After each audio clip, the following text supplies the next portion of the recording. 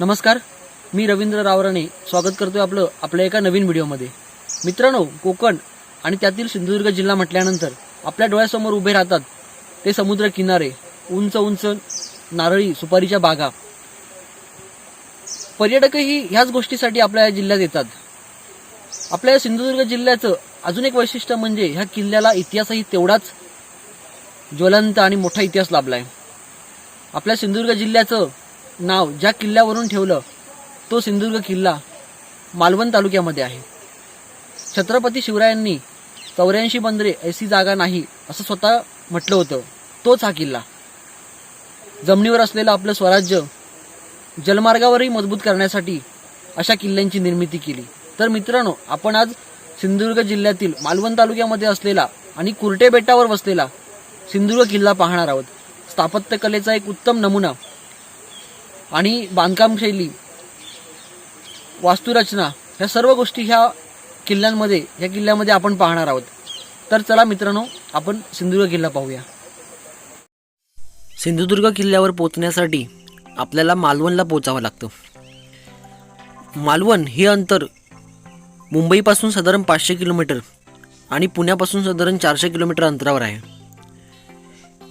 या बंदरावरून किल्ल्यावर जाण्यासाठी बोटीचा वापर करतात। या बोटीचं शुल्क पर माणसी 100 रुपये आहे। शनिवार, रविवार आणि सुट्टीचा दिवस या दिवशी किल्ल्यावर जाणाऱ्यांची संख्या खूप मोठ्या प्रमाणात असते।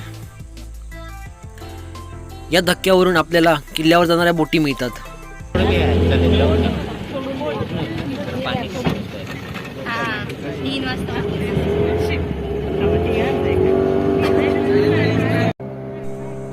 किल्ल्यावर बोटीतून जाताना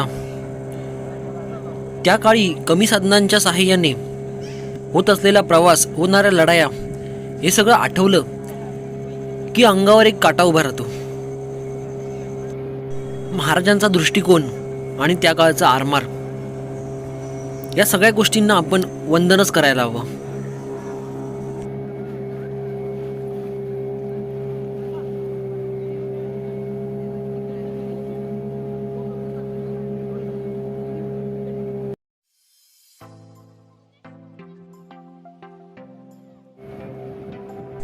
समुद्राचे पाणी कापत आणि लाटा झेलत आपली बोट जसजशी पुढे सरकत राहते, त्यानंतर काहीच वेळात बुलंद आणि मजबूत असा किल्ले सिंधुदुर्ग आपल्या डोळ्यांसमोर दिसू लागतो। मजबूत आणि तेवढाच भव्य असा हा किल्ला डोळ्यांसमोर दिसू लागतो।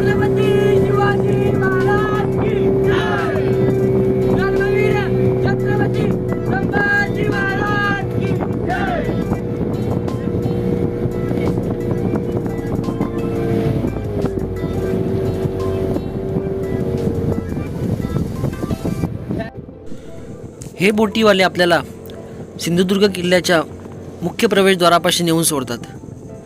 त्यानंतर आपल्याला हे बोटीवाले किल्ला फिरण्यासाठी साधारणतः 1.5 तासाचा अवधी देतात।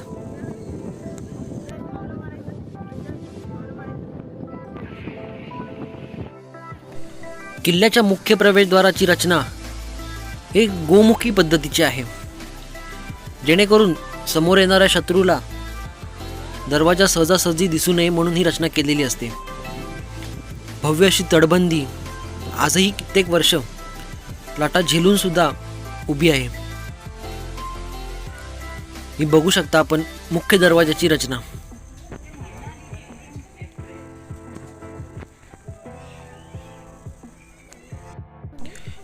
इथे आहे किल्ल्याच्या मुख्य प्रवेशद्वाराचा दरवाजा। किल्ल्याच्या मुख्य प्रवेशद्वारातच शक्तीची देवता म्हणून ओळखले जाणाऱ्या श्री मारुतीरायाचं मंदिर आहे। महाराष्ट्रातील बऱ्याच किल्ल्यांवरती मुख्य दरवाजांवर किंवा तटबंदींवर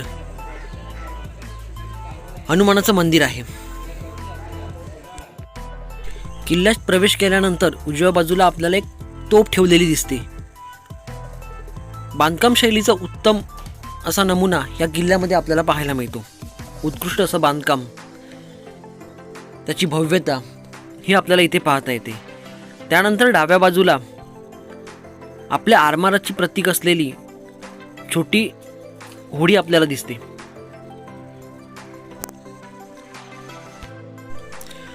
हा किल्ला छत्रपती शिवरायांनी स्वतः बांधलेल्या किल्ल्यांपैकी एक किल्ला आहे. महाराजांनी बांधलेल्या किल्ल्यांचे दरवाजेच एवढे मजबूत असायचे की समोरून झालेला हल्ला हा दरवाजावरच रोखला जायचा. शत्रू दरवाजातूनच बऱ्याच वेळा मागे गेलेला असायचा.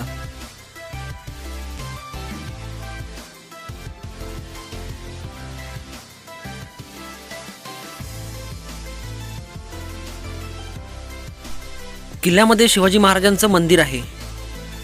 जीर्णोद्धाराचं काम चालू असल्यामुळे येथील आजूबाजूचा परिसर पाहता आला नाही. या किल्ल्याचे काम 1664 ला सुरू झाले आणि हे काम पुढे 3 वर्ष चालले. या गडावर नारळाची झाडे खूप आहेत. किल्ल्याचे बांधकाम जेव्हा पूर्ण झाले तेव्हा स्वतः शिवाजी महाराज उपस्थित होते याची नोंद आहे.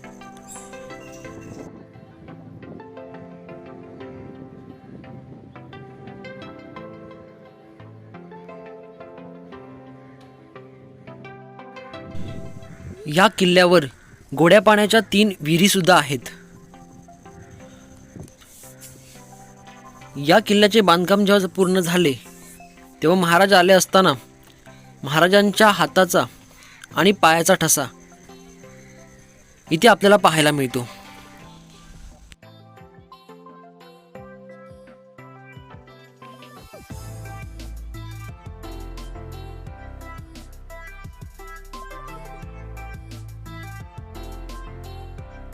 इथे आपल्याला महाराजांच्या हातांचा ठसा पाहायला मिळतो.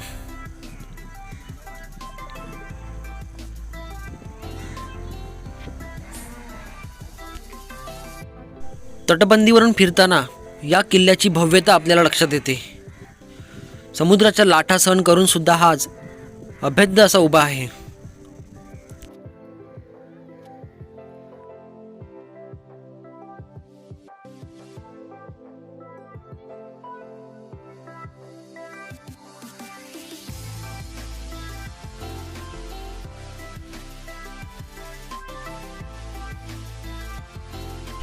ह्या किल्ल्याच्या जिथे बुरुज आहेत त्या प्रत्येक ठिकाणी आपल्याला विशिष्ट प्रकारचे दगडाची रचना पाहता येते.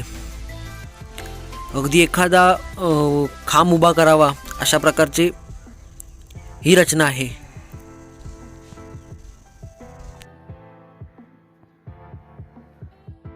किल्ल्यांच्या तटबंदीसाठी जो दगड वापरला तो इथलाच काढला असावा आणि पुढे त्याचा वापर पाणी साठवण्यासाठी केला असावा असं प्रथमदर्शनी आपल्याला वाटतं.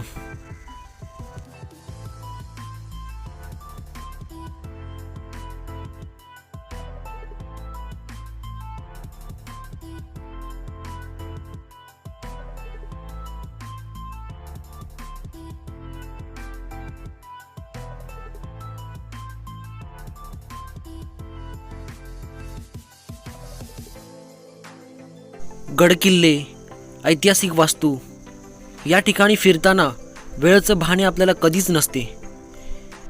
इतिहास, स्थापत्यकला, वास्तुरचना या गोष्टी पाहता पाहता काही गोष्टी कॅमेऱ्यात कैद करणं राहून जातं. अशा या गोष्टी प्रत्यक्षात येऊन पाहण्यात जे सुख असतं ते खरंच खूप मोठं असतं.